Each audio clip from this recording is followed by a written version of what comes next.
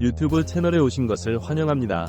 오늘은 축구 이적 시장에 관한 매우 흥미롭고 놀라운 정보를 전해드리겠습니다. 리버풀은 방금 인상적인 이적 계약을 발표했습니다. 오늘 영상에서 이벤트에 대한 자세한 내용을 살펴보겠습니다. 저를 따라오세요. 이적 시장에 주목할 만한 전환점에서 위르겐 클롭 감독은 리버풀이 토트넘 호스퍼에서 한국인 공격수 손흥민을 영입하는 데 성공했음을 공식 확인했다.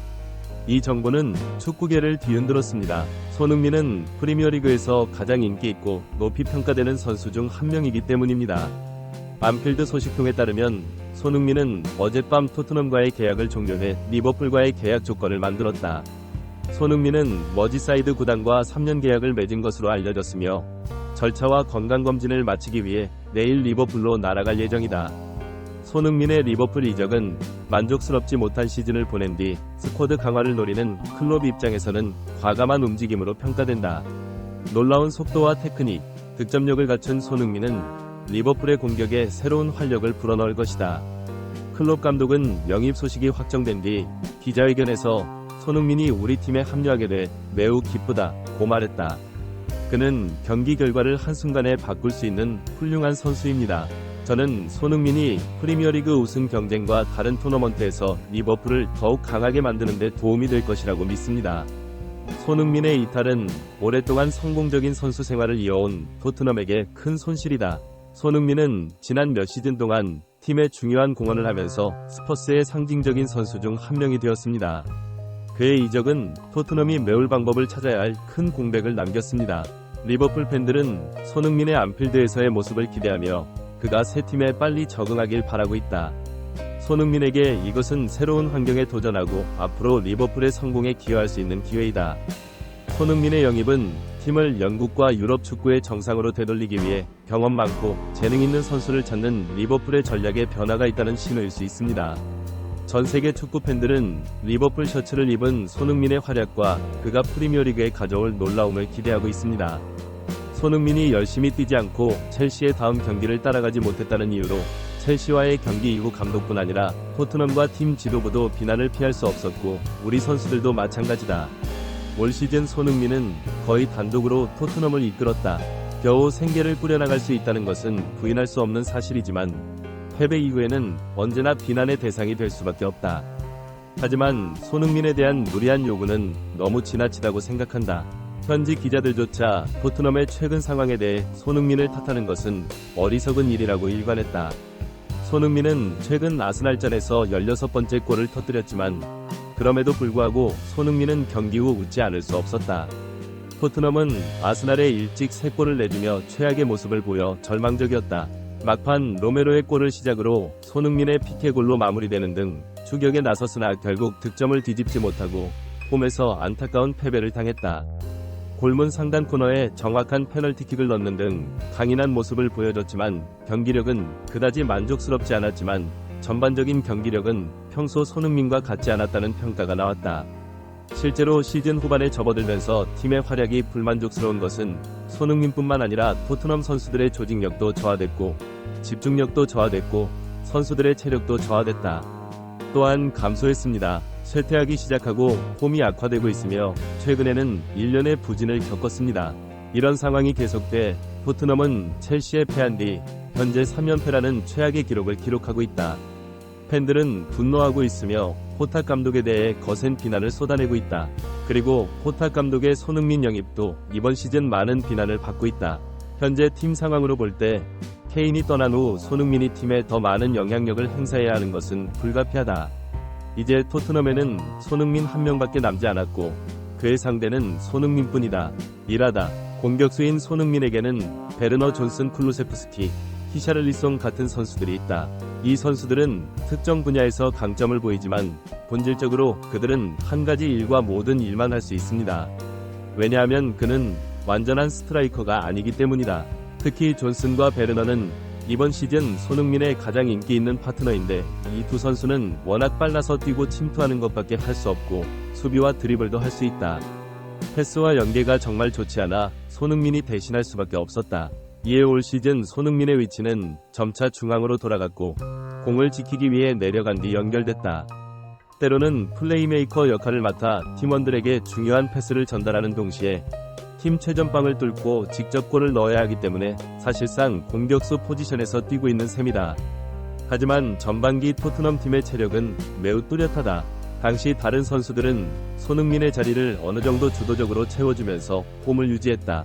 그러나 시즌 후반이 시작되면서 경미한 부상이 늘고 선수들의 다리가 무거워지기 시작했고 손흥민의 폼이 쇠퇴하면서 토트넘의 전체적인 폼도 머리가 빠지기 시작했다. 전반전 타이틀 도전자들은 이제 5위까지 추락해 챔피언스리그 진출 여부가 불투명한 상황이다. 토트넘 팬들로서는 정말 실망스러운 결과다. 지난 시즌 유럽 대항전도 굴욕적이지는 않았지만 2시즌 연속으로 이어지는 것을 지켜보는 것은 참으로 끔찍한 느낌이다. 언론의 극찬을 받았던 포스텍 감독도 최근 밝힌 바가 있다. 충격적인 결과는 모든 약점이 드러났던 콘테 감독 때보다 경기당 승점이 낮다는 점이다. 진실이 밝혀지자 첫 시즌임에도 불구하고 포스텍을 향한 여론은 점차 명확해졌다. 미는 주장으로서 자신을 향한 어떤 비난도 기꺼이 받아들이는 선수다. 하지만 최근 토트넘 현지 팬들 사이에서는 정말 가혹한 목소리가 들리고 있다. 손흥민이 이미 다음 시즌 이적을 준비하고 있기 때문이다. 그리고 경기에 집중하지 않은 채 선수들과의 경쟁을 피하고 경기장을 돌아다니며 팀을 돕고 있다. 현실은 손흥민의 내년 여름 이적 가능성이 1년밖에 남지 않았다는 점이다. 손흥민의 계약이 남아있기 때문에 손흥민이 이적을 선택한다면 토트넘 입장에서는 잡을 길이 없고 무엇보다 항상 세계 최고의 무대에 서게 될 것이다. 손흥민에게는 받아들일 수 없는 일이다. 한때 선수 생활을 꿈꿨던 미는 챔피언스리그에서 2시즌 연속 출전하지 못했다. 특히 뉴캐슬과의 경기에서 교체된 뒤 손흥민은 토트넘에서의 삶은 물론 코치로서의 삶에 대해서도 많은 의문을 품는 듯했다. 그를 전폭적으로 지지했던 포탁은 최근 부진이 계속되자 화를 냈고 현장에서 선수를 때린 뒤 인터뷰 도중 취재진에게 짜증을 내는 등 완전 멘탈 붕괴를 보였다. 코치는 반쯤 길을 잃은 것처럼 보였고 팬들은 콘테의 마지막 시즌에 대해 궁금해했습니다. 그의 얼굴에는 항상 걱정과 짜증이 가득 차 있었고 실패의 원인을 외부와 선수들에게서 찾으려고 노력했다고 한다. 이것은 절대로 콘테의 반응이 아닙니다. 손흥민이 포스텍 체제하에서 밝은 미래를 꿈꾸고 있기 때문인데 분명 더욱 실망스러울 것이다. 손흥민의 토트넘 마지막 시즌이 된다.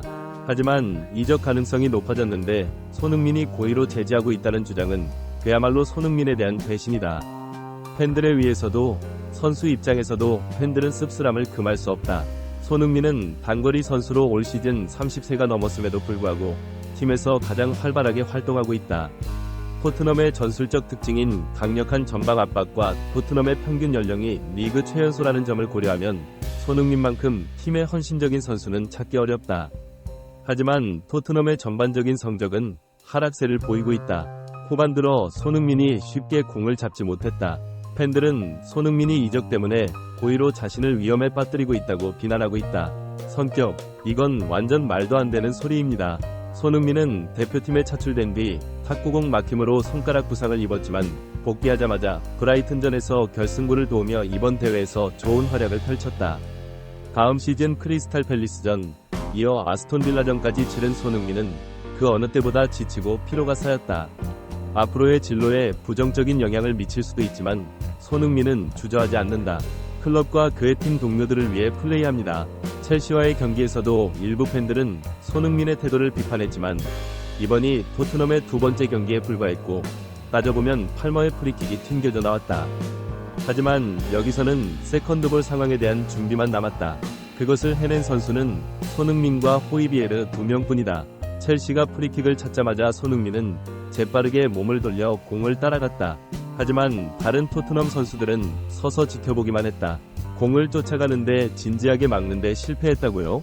그들은 최선을 다했고 누구도 양보했다고 비난할 수 없습니다. 클롭 리버풀 감독은 토트넘전을 앞두고 손흥민에게 지금까지 봐온 말을 전했다. 선수들 중에서는 가장 온화하고 예의 바른 선수이다. 그가 9년 동안 프리미어리그 정상에 머물 수 있었던 이유는 단지 그의 기술과 태도가 모든 유망 선수들이 본받아야 하기 때문만은 아니다. 공격수들의 롤모델이자 높은 평가를 받고 있다. 손흥민은 오랫동안 토트넘에 공헌해왔지만 팬들은 물론 다른 팀의 지도자들 모두 그의 진가를 인정하고 인정하는 것 같다. 9급 토트넘은 자신이 손흥민 덕분에 지금의 레벨까지 올라온 것을 알고 부진한 성적을 보여주다가 이제는 힘에 더 이상 필요하지 않다고 주장하는 부끄러운 태도를 보이고 있다. 손흥민이 하루빨리 이 클럽을 떠나 자신의 진정한 가치를 제대로 인식하는 클럽으로 이적하길 바란다. 이것이 오늘 영상의 전부입니다. 우리 채널의 새로운 정보를 놓치지 않도록 좋아요, 공유, 구독을 잊지 마세요. 함께 해주셔서 감사드리며 앞으로의 영상에서 뵙겠습니다. 안녕히 가세요.